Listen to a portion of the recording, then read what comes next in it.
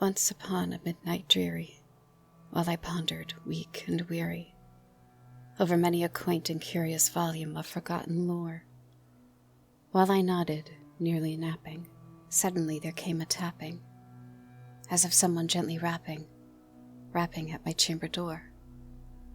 "'Tis some visitor," I muttered, tapping at my chamber door. Only this, and nothing more. Distinctly I remember, it was in the bleak December, and each separate dying ember wrought its ghost upon the floor. Eagerly I wished the morrow. Vainly I had sought to borrow from my book surcease of sorrow, sorrow for the lost Lenore, for the rare and radiant maiden whom the angels named Lenore, nameless here forevermore. And the silken, sad, uncertain rustling of each purple curtain thrilled me, filled me with fantastic terrors never felt before, so that now, to still the beating of my heart, I stood repeating, "'Tis some visitor entreating entrance at my chamber door, some late visitor entreating entrance at my chamber door. This it is, and nothing more." Presently my soul grew stronger, hesitating then no longer. "Sir," said I, "or madam, truly your forgiveness I implore, but the fact is I was napping, and you so gently came rapping, and so faintly you came tapping at my chamber door, that I scarce was sure I heard you." Here I opened wide the door. Darkness there, and nothing more. Deep into that darkness peering, long I stood there, wondering, fearing, doubting, dreaming dreams no mortal dared to dream before. But the silence was unbroken, and the stillness gave no token, and the only word there spoken was the whispered word, "Lenore?" This I whispered, and an echo murmured back the word, "Lenore." Merely this, and nothing more. Back into the chamber turning, all my soul within me burning, soon again I heard a tapping somewhat louder than before. "Surely," said I, "surely that is something at my window lattice. Let me see then what threat is, and this mystery explore. Let my heart be still a moment, and this mystery explore. 'Tis the wind, and nothing more." Open here I flung the shutter, when with many a flirt and flutter, in there stepped a stately raven of the saintly days of yore. Not the least obeisance made he, not a minute stop or stayed he, but with mien of lord or lady, perched above my chamber door, perched upon a bust of Pallas, just above my chamber door, perched and sat, and nothing more. Then this ebony bird beguiling my sad fancy into smiling, but the grave and stern decorum of his countenance it wore. "Though thy crest be shorn and shaven, thou," I said, "art sure no craven, ghastly grim and ancient raven, wandering from the nightly shore. Tell me what thy lordly name is on the night's Plutonian shore." Quoth the raven, "Nevermore."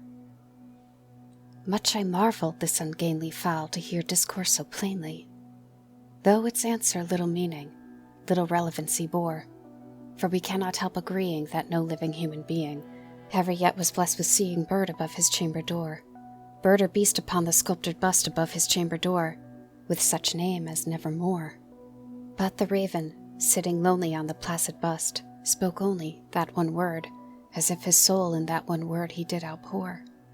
Nothing farther than he uttered, not a feather than he fluttered, till I scarcely more than muttered, "Other friends have flown before. On the morrow he will leave me, as my hopes have flown before." Then the bird said, "Nevermore," startled at the stillness broken by reply so aptly spoken. "Doubtless," said I, "what it utters is its only stock in store, caught from some unhappy master whom unmerciful disaster followed fast and followed faster, till his songs one burden bore, till the dirges of his hope that melancholy burden bore, of never, nevermore." But the raven still beguiling all my fancy into smiling, straight I wheeled a cushioned seat in front of bird and bust and door. Then upon the velvet sinking, I betook myself to linking fancy unto fancy, thinking what this ominous bird of yore, what this grim, ungainly, ghastly, gaunted, ominous bird of yore, meant in croaking, nevermore. This I sat engaged in guessing, but no syllable expressing, to the fowl whose fiery eyes now burned into my bosom's core. This and more I sat divining, with my head at ease reclining, on the cushion's velvet lining, that the lamplight gloated o'er, but whose velvet violet lining, with the lamplight gloating o'er, she shall press, nevermore. Then, methought the air grew denser, perfumed from an unseen censer, swung by seraphim whose footfalls tinkled on the tufted floor. "Wretch!" I cried, "thy God hath lent thee, by these angels he hath sent thee, respite, respite and nepenthe from thy memories of Lenore. Quaff, oh quaff this kind nepenthe, and forget this lost Lenore."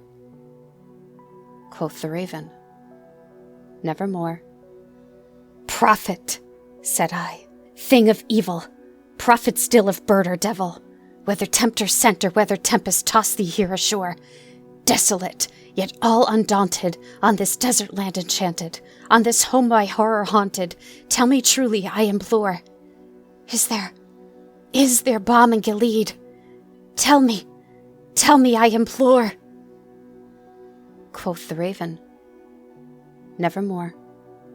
"Prophet," said I, "thing of evil, prophet still of bird or devil, by that heaven that bends above us, by that God we both adore, tell this soul with sorrow laden if, within the distant Aidenn, it shall clasp a sainted maiden whom the angels named Lenore, clasp a rare and radiant maiden whom the angels named Lenore."